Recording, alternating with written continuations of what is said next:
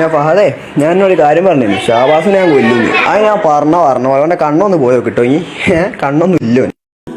ഷഹബാസിനെ ഞാൻ കൊല്ലൂന്ന് പറഞ്ഞു, ഞാൻ കൊന്നു. അവൻ്റെ കണ്ണൊന്ന് പോയോക്ക് കണ്ണൊന്നും കാണില്ല. നീ ആരടാ? എല്ലാവരും കേട്ടില്ലേ? കൊന്നോന് ഇൻസ്റ്റാഗ്രാമിൽ നടത്തിയ ചാറ്റാണിത്. കാലം പോയൊരു പോക്ക് മക്കളെ.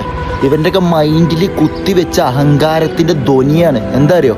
ചോദിക്കാനും പറയാനും. നീ കൊന്നാപ്പം എന്താ ജയിലിൽ പോയി 2 ദിവസം കഴിഞ്ഞാണ്ട് പുറത്തേക്ക് ഇറങ്ങാലോ എന്ന്, അല്ലെങ്കിൽ എന്താ നല്ല മട്ടൻ ബിരിയാണിയും നല്ല ചപ്പാത്തിയും കോഴിക്കറിയൊക്കെ കിട്ടുമല്ലോ എന്നുള്ളത്. ഏകദേശം 1 വീക്ക് എഗോ, ഒരാഴ്ച മുമ്പ് അറബ് രാജ്യത്ത് നിന്ന് ഞാനൊരു വാർത്ത കേട്ടു. 3 പേരെ ഡ്രഗ് അഡിക്ഷനിൽ പിടിക്കപ്പെട്ടിട്ട് 3 പേർക്കും തൂക്കുകയർ നൽകി.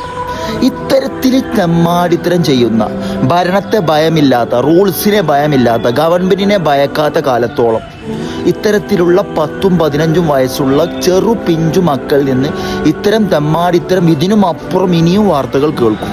അവർ ഭയക്കുന്ന ഒരു റൂളും അവരുടെ മനസ്സിൽ ചെറുതായിട്ടെങ്കിലും ഒരു പേടി തോന്നുന്ന ഒരു ഗവൺമെന്റും നിലവിൽ നമ്മുടെ രാഷ്ട്രത്തിലില്ല.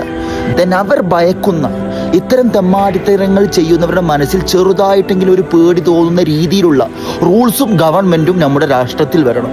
അന്ന് മാത്രമേ ഇതിനൊരു അറുതി അല്ലെങ്കിൽ ഇതിനൊരു സ്റ്റോപ്പ്, ഇതിനൊരു പരിഹാരം കണ്ടെത്താൻ സാധിക്കുകയുള്ളൂ.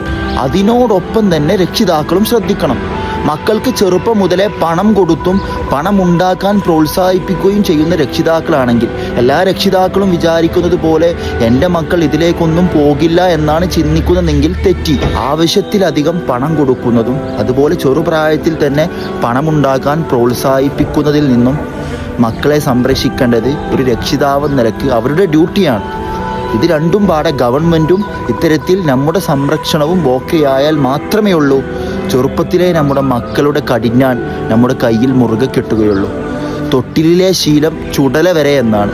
സൂക്ഷിക്കുക, സൂക്ഷിച്ചാൽ ദുഃഖിക്കേണ്ട. ഇല്ലെങ്കിൽ അടുത്തൊരു ചുറ്റികക്കോ അരിവാളിനോ ഇരയാകേണ്ടി വരിക നിങ്ങളായിരിക്കും.